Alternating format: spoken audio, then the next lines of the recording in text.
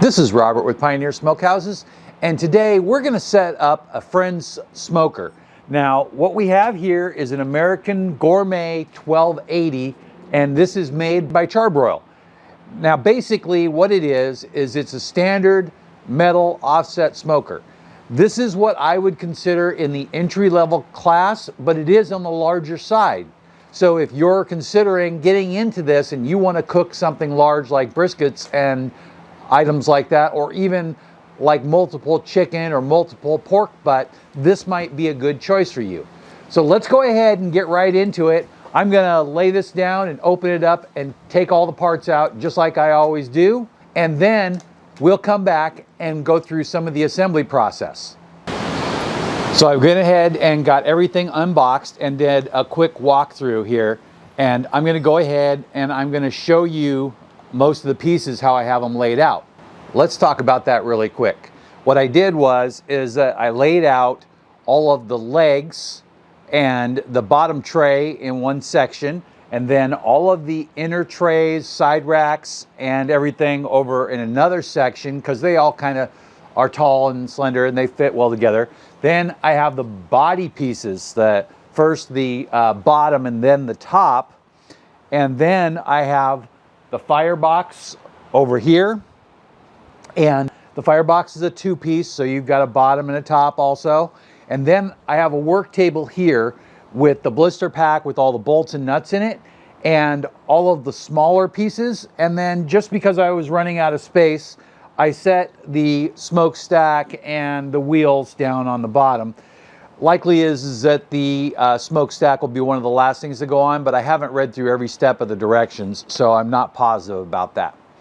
Before I move on, there is a checklist here, and I glanced through that, and everything that I see here I was able to find, and there is some minor shipping damage, but nothing major and nothing that should prevent the box from fitting together as intended. Let's go ahead and take a little break. For you, that'll be 1 second. For me, I'm going to spend about an hour putting this thing together, and we'll stop when we get to an important section that I want to point out to you. So the first thing I wanted to point out to you is this is what we have, the frame structure for the smoker. Basically, you have the legs, the bottom tray, support, and you have the wheels and axle. I would recommend that you take a couple pieces of blue painter's tape and tape these things together when you're working on them, because there's no screw to hold them together and they tend to fall apart. But that's just a little bit of advice. Now I'm going to go ahead and move on to putting the body on, and we can do that real quick here.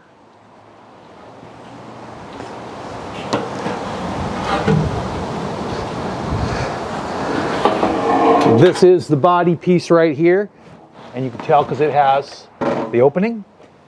And then just going to set it right in there, pointing towards where the firebox support is installed. And I'll go ahead and screw that in and move on to the next step. Now, I want to point out that the directions do say that this is easier to do with a helper, and pretty much I have offer of help, but I think that since I've done this before, I think I've got it under control by myself. But by all means, use a helper. It will make things easy. Buy a 6-pack of beer, get your buddy to come over and hold your smoker, or whatever you do to make it a little bit easier for you. But blue tape in the beginning of this process will be your friend. So I'm going to go ahead and move on to the next couple steps.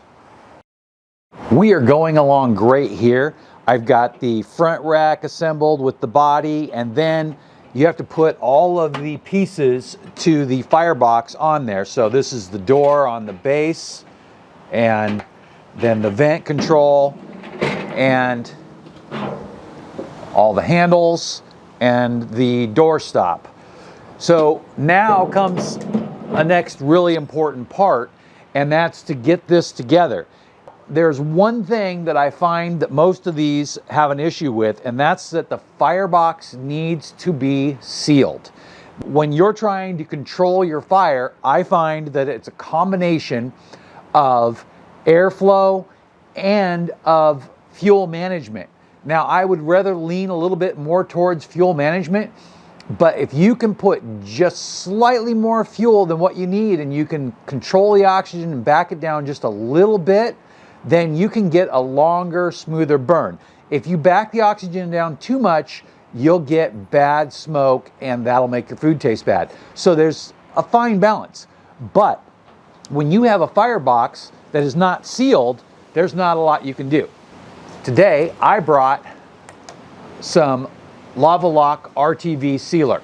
Now you could also try using some of the felt, and I did bring some of that, but I don't think that I'm going to use any of that today. That works better on loose fitting doors where you pull down the door and then you either add a latch to it, or even a fire safe bungee cord will work pretty well. You can use some of the small ones and then clip them to the front grate, so that way you're pulling it down with that little seal and that'll control that. But again, these are not my bigger concern. That's more of a concern if you're having problems holding a consistent temperature, and that's not usually the issue. Usually it's your fire that's your problem. So I'm going to go ahead and move on to that. When you buy the Lava Lock RTV, it comes with one of these applicator tips. I usually don't use this, but if you do, it's usually a one and done kind of thing. So you just cut the tip to whatever flow you want, and then when you're done using it, you'll throw this away and put the cap on. Also, you want to keep this kind of in a temperature controlled place, because if it goes up and down in temperature too much, it will harden in a short amount of time. I find that when I'm using one of these tubes, that if I don't use it right away, I end up throwing the rest away, which is what I did with the last tube I had. So we're going to go ahead and I'm going to place this up here. Then I'm going to open this.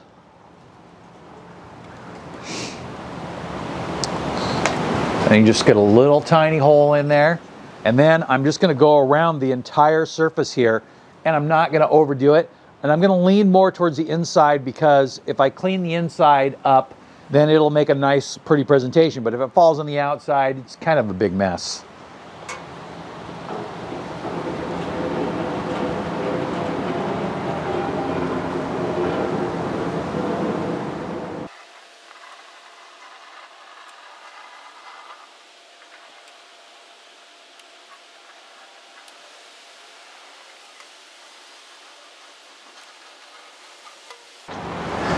Now I'm going to go ahead and put the cap back on this, and a little trick here is that if you keep this in your pocket on a cold day, it'll be nice and soft when you're ready to use it. So this is one of those spots where I want you to see what I'm going to do here, and basically I'm going to go ahead and put the lid on it.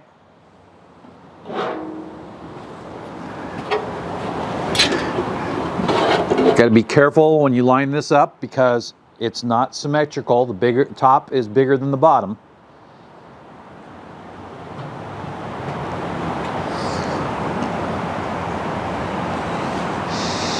I just don't want to smear the RTV all over the place. And then I'm going to carefully work in a few of these bolts. We can get this one on the back, and then we'll switch to the front.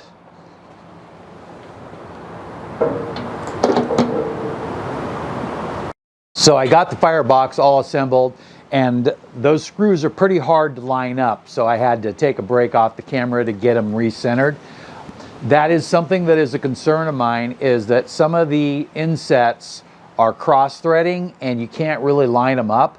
So those screw insets, I would recommend removing some of them and putting in bolts whenever you have that problem. Basically, you just need an M6 nut to replace that. So if you use a pair of pliers and remove that piece and then put a small flat washer and an M6 nut, you can tighten it down and it will be just fine. So my next step is that I'm going to go ahead and get the RTV back out, and I'm going to seal this. Now this is the side where it goes in here, and the thing is that you don't have to seal it perfectly, but I really like to seal across the top pretty well.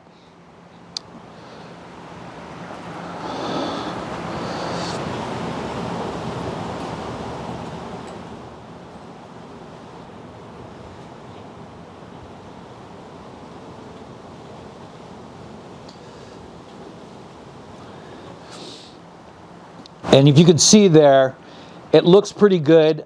I don't want it really thick because when you tighten it up, it's going to squeeze out. And if you're not sure, you can come across the top with just a little bit extra, but it's right up here where I'm really concerned about when we go to do that. So now I need to marry these two. And like I said, it's a little hard to line this stuff up. So I'm going to go ahead and turn the camera off and get that done, and then I'll be back in a sec.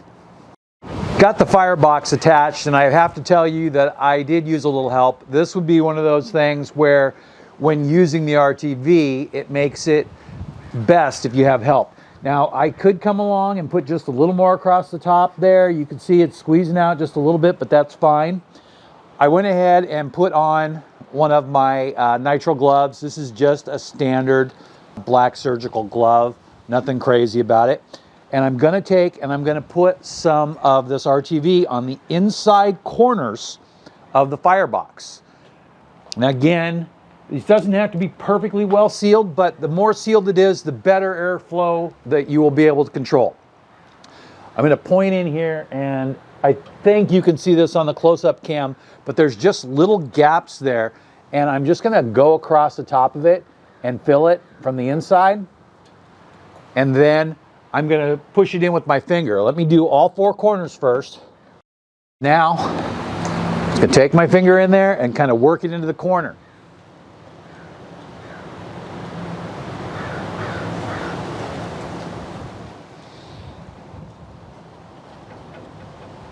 The back side, the cracks are a little bit bigger than the ones on the front. After this dries, the next day I'll come along and I'll put a little bit of RTV on the back underside, on the outside, but I'll use a lot less. I just want to get it sealed from both ends. And I think you can see that from the camera, but I just want a nice little layer on there to create a seal. Done with this, let's get this put away so we don't get any of that anywhere. I'm going to move on to the next step, so let's take a little break while I'm doing that, and I'll see you in 1 second. So we are ripping right along here, and I want to show you where I'm at right now. So I've added in the charcoal tray and the upper tray. Now I want to explain something to you, and you might have to trust me a little bit on this, but the charcoal tray itself is not going to be the most effective use for this smoker. Now, if you plan on using it as a charcoal grill, then by all means set it up the way it's intended to be set up. But also, buy yourself a separate charcoal grill. Don't smoke and grill on the same unit. You want to modify your unit to be a specialty unit, and you'll get the most out of it. If you just want to do it once in a while and you want one use thing, then I get that. Most of your cooking on a unit like this is probably going to be on this upper rack. Now, this rack swivels in here like that. Down below, we have the charcoal grate, and then we have the pan that goes underneath it. These here support the grate, and you can adjust them to whatever level you want. My thought is that you want to get these so that way you can match this tray to the opening, so that way the heat will flow in evenly. And then if you can, you might even consider tilting it down one notch so that way you can force the heat to run up at that angle like that. Now, the heat will spread out, and you can also drill holes and cut slots in, and typically that's what we do with this kind of a unit. Is that we'll take this tray and flip it over, and then I'll cut slots, or some people will actually drill holes, and they'll drill more holes wherever they find the cold spots. Now all that's left to do is to add the grill racks, and I think we'll just go ahead and run through that really quick. So this smaller one is the one I was looking for, and it goes down in here. That'll sit down there. Put this on here. Now these two here are intended to go in here.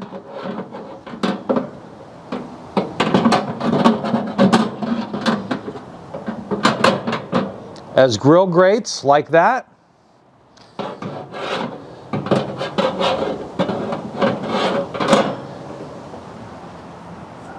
And that way, if you want to grill at the same time, you can come over here and you can actually grill right there, and you don't have to use that charcoal thing. But we're not going to use those as that. We're going to use those in here.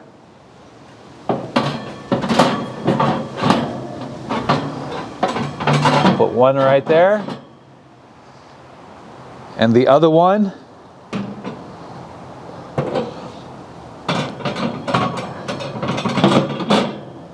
going to go in right there. Now, you might consider wiring those in with a little bit of baling wire or something, but you want to hold those in place so that way you create an air cavity on all sides of the charcoal when you're burning it, or wood or lump, whatever you're going to run in your smoker. That's pretty much it for our assembly. Now, some things that you might consider is that you might consider drilling some screw holes in the side of here and putting some extra long bolts in there. So you put those in through there and then use those to hold up that tray. I would say that if you did it in the right locations, you could probably get away with 4 long ones, and then you could even put 2 right in here for it to sit up against the side. Then you could get the hot, smoky air to flow completely across there real nice and evenly. These are things that I've done on my smoker to modify it, and I'm going to put a link to that video, and then you can get a really good idea. Now, since this is not my smoker, I'm not going to cut it up in a bunch of pieces. But if the performance is not the way it should be, then I'll come back and we'll make some modifications and see if we can improve it. So that's going to be pretty much a wrap. I'm just going to go ahead and close the lid here so you can see what it looks like from the outside. I'm going to take off the stickers, and then I'm going to move on to my next video, which will be a seasoning video. Thanks for watching, and if you're interested in this smoker, you'll find it in the affiliate links section below. That will help support the channel if you do purchase that or anything else using that link. I appreciate you watching, and I hope that this will help you on your journey on this smoker. So thanks again. Have a great day.